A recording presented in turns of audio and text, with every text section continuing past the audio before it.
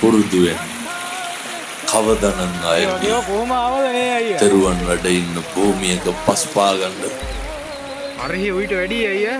කවදනම් ආයේ මේ මහ පොළොවේ තනි ගලක් ඇවිල්ලා දිනු බස් එකක් ගැටෙන්න මේ ත්‍රිවිධ රත්නේ වැඩ ඉන්න භූමියේ ඉඳන්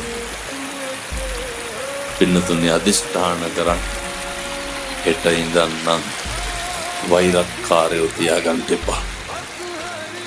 මට ඉර හඳ වගේ විශ්වාසයි මම මෙව්වා කිව්වට ඔය ඇත්ත හැදෙන්නේ නැහැ. මොකදයි මේ ජීවිතය හන පළවෙනි බණයි. නමුත් ප්‍රගුණ කරන්න මේ අවස්ථාව මගහැර ගන්න එපා. බල්ලෙක් තව බල්ලෙක් දැක්කහම මොකද කරන්නේ? කතා කරනවද? කණ්ඩ බයින. ඒ බලු වැඩ කරන්න ඕන තරම් ආත්ම තියෙනවා. මේ පැත්තේ වල නැද්ද උදේට දැක්කම මූණ කටක් බලලා hina වෙන්නේ නැති මිනිස්සු. අතන්න මතක් වෙන්නේ නැති අපේ ගමේ අහවලා ආවයි කියලා. මේ පැත්තේ වල තියෙනවා කුලමල ප්‍රශ්න නැහැ. බොහෝ පැත්තේ වල තියෙනවා. මම එකක් කියලා මේ ඉන්නවා. ඔය ඕන්ද මතක් වෙන්නේ අපේ ගමේ අහවලා බල්ලෝ වෙලා උපදින්නේ කියලා මතක් කරගන්න. මිනිස්සුන්ගේ තියෙනවා නිලමක්කාරකම්.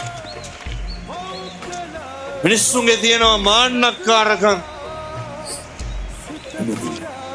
පෙර සංසාරේ කරපු පින්වල අනුභවයට කතා කරන්න හම්බුණානේ අපිට. වචන නාස්ති කරන්න එපා. මින් මනතන එක පෙලන්න. වචන නාස්ති කරන්න එපා. අනික අවතක්සේරු කරන්න. වචන නාස්ති කරන්න එපා. අනෙකට රිද්ද.